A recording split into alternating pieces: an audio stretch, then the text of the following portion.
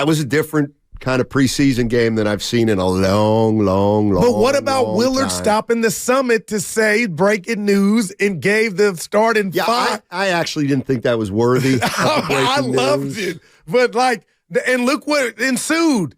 It was like a real game, a dress rehearsal. I'm an injured Dre, but. Well, I'll tell you what, you want to talk about Nostra-Lake-ness or whatever. God, I wish I could find that. Dude, man. The one where he remember yesterday saying, people don't think the preseason. I think it's important. And I thought those were just a line, a throwaway. Boy. The one, let's hit Robert in San Jose while I look up some horrifying numbers surrounding Domantas Sabonis. Robert, how you doing? Thanks for taking the call, Steiny Guru. Just in regards to the Draymond Green thing, is it really that big a deal that he doesn't have a close relationship with the younger guys on the team? I know, just speaking from my personal experience, I work with a bunch of young guys, and outside of work, I really don't have a relationship with them either. We're teammates when we show up, we do our thing, but, my youngest child is the first year at Harvard Law School, and they're just having 3 and 4 year olds, and I've got a grandchild, 3 grandchildren. Hey, Robert. We don't. Hey, Robert. Good job, man. It's Yes, an sir. absolutely wonderful job of No doubt. the humble brag of the Harvard, I love situation. it. We're proud. Well done. I Yeah. appreciate that. Yes.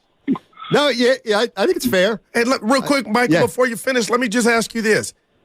Okay, forget us. Draymond came out after the year and said that was a relationship he needed to fertilize. He wanted to see it grow. So forget us talking about it and how you feel, but for the player to say that was a point of emphasis, it's got to be a big deal then, right? I mean, it's a big deal. It gets in terms of there's only 15 of them in the room, so where there's 70 of us and where I work, but I guess it's a little bit of a big deal the smaller the room is, but in terms of where they are just in life, Steph's got 3 kids, Draymond's got 2 or 3 kids, blah, blah, blah, and you're just in a different spot. Dre and Clay came up together as young guys, and obviously they're going to have a lot closer relationship with the 2 of them or 3 of them than they will with young guys, and I'm just wondering if it's that big a deal. Yeah, you know what? Okay, thanks, Robert, for the call. Appreciate it. Yeah, I think here's where my mind went when he was talking about that. Okay, I think there's absolutely something to what he's saying because I love where I thought you were going. What would you consider is okay? So our team, it's you, me, Evan, Spadoni. Okay, Spadoni. We're older than those 2. Okay, what about Grandy? Is Grandy part of the team? Yes. Okay, well, in fairness, Grandy's got a different lifestyle than us. He's younger. Yeah. He's got some stuff. But I make time for Grandy. Well, I have Grandy time. Oh, really? Yeah, I don't think you. I don't know if you do. I've never gone out with Grandy. No. Okay. Well, that's the point. Yeah. Oh, you're talking about. So you and I socialize together and have a great relationship. Here at the workplace because that's essentially. Damn. Yeah, you're doing the bare minimum with Grandy. Wow. Damn. You're seeing him in practice. I'm seeing him in practice. But I mean, it's not cut and dry. I mean, that's a professional basketball team. They're probably closer, more time, The greater point for me, Evan, and Steiny, was that I make time, I believe, for Grandy and I to have time.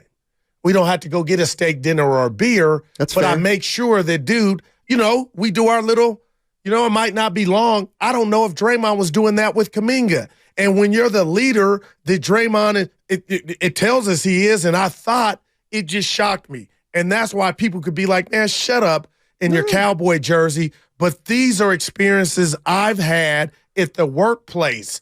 And I feel like I can apply those to the pro sports because at the end of the day, the one constant is people. And for Draymond, Steph, Clay, for you guys, I don't know if you eat in the cafeteria, but my goodness, throw some of the young guys a bone or make them feel a part. And I don't care if it's the 15 man on the team. That's just how I was raised. And within that kind of the connection with Granny, though, but I think the point is, like, in reference to Kuminga and Draymond, If Kuminga's got a problem, like if Grandy had a problem with you, you don't have a relationship outside of the workplace enough to you guys know how to address it, like on a personal level. So that is going to impact the way that you do your work, even though you guys are cool and you see each other around the office. Yeah. But if there's a rift between you, you don't have a second level to go to say, yeah, you know, he's not actually a bad guy because you don't really know him. I think there's... Can I respond to Evan on that one? That was beautiful. But Evan, and again, it could be work-related. If that were the case, and I like how you set it up, wouldn't it be a stretch to say we'd ever, if we're only intertwining that much, that we would have a rift? Well, but you're also in a place of superiority or more experience. So like, you could be doing something that might be irking, a younger person. I feel that. And they don't have enough cachet to step to you, but you don't know that you're doing it. And you just kind of feel, hey, what's going on? Well, he's not really going to tell you because he doesn't know you. Now like I feel like when I see Grandy, hey, we good, but that's great, man. I think it's just amazing. I think there's a lot to that. I felt that. I think there's How many times am I going to say okay? We've been here for 5 days now in a new office setting, and we are far more interactive and congested with the whole company, with sales and stuff. Okay, so over the course of the last week, you seeing people, hey Jimmy, how you doing? What's up, Jimmy? Okay, you see Jimmy the next day, hey Jimmy, how you doing? Pretty good. How about that Warrior game last? Pretty good, man. You a Warrior fan? Yeah, no, I'm from Boston. I like the Celtics. Celtics. Hey, they were my favorite team today. Jimmy, go have a good day. Next day, hey, Jimmy was, Celtics. Tough loss last night. Yeah, but boy, Jaylen Brown's a hell of a player. Now it's a week later, and they're like, look at me and Jimmy. Now, there's Tony. Yeah. Ricky. Felix. Okay. Felix is in the corner doing his work, and I just haven't interacted with him as much. He's maybe a little more quiet than Jimmy. And I don't know anything about him yet, or not a lot. And would you work on that? Because I would. I would go to Felix knowing that is the rat on the table. And that's a great point. I might not because of who I am. But I don't think I'm worse than you because I'm let's say a little more inhibited. Yeah. But we know Draymond's personality is. I think Evan's right. I could see how Draymond was rubbing Kuminga the wrong way, and Draymond kind of didn't know and maybe didn't really care that much. I also think that's why it's something I was thinking about last night at the game, listening to Kuminga talk about the relationship with Chris. I do think Paul is uniquely suited for this team because unlike Draymond, Curry, and Clay, Chris Paul has had a more normal NBA experience than those guys. Like Joe Lacob yesterday was talking about how unique it was, how special it was that three players are on the same team for 12 years. Well, that is unique. That also means that they have zero experience of how to integrate with another team, test free agency, a lot of the things that we're talking about now as reasons to maybe or maybe not believe in them. But the one guy who's been through the rodeo or has been through the ringer is Chris Paul. So he might be able, like his words of wisdom to someone like Kuminga of how the NBA is or isn't, is probably going to hit home a little bit more than if Draymond or Curry steps to him and says, hey, this is how you should be doing things. Because Kuminga could say, well, yeah, but you don't really know. Like, you've been living in basketball nirvana your entire career. Meanwhile, Chris Paul's the guy who's finding out on social media from his kid that he got traded. Right. Like, that's a much more human and relatable experience, I think.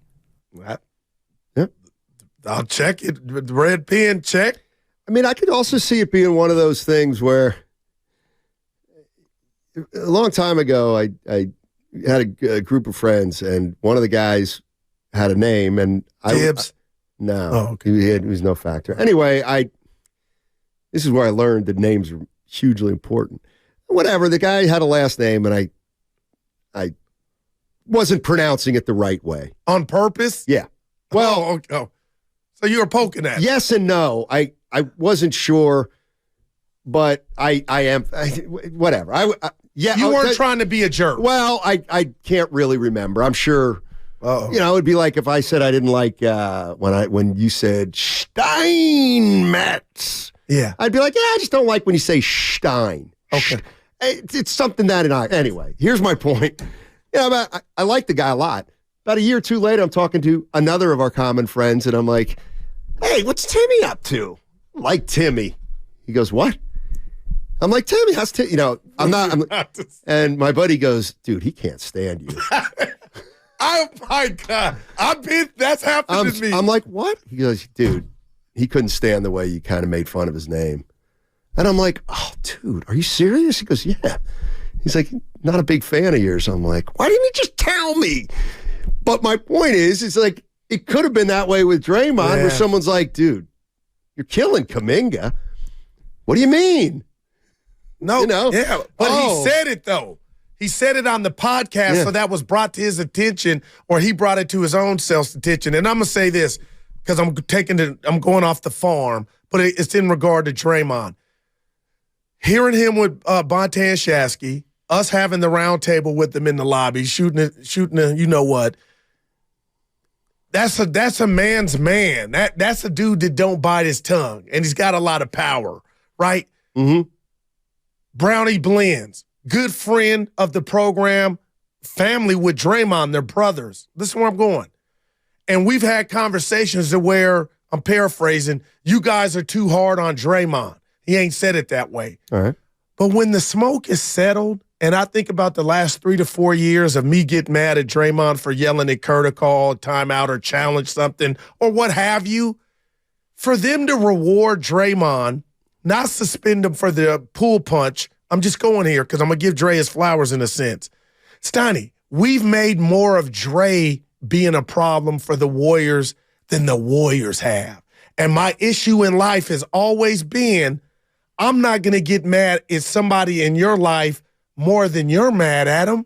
So if you're not mad, it doesn't bother you, I got to sit still. So my point is, Dre just got a new deal. For whatever you feel the reasons are, 4-4 hundo. He got into it with KD. We blame him for KD leaving. The bottom line is Joe Lacob and this Warrior structure, they got it built into where we're over here like, you know what, Dre, you can't be doing that.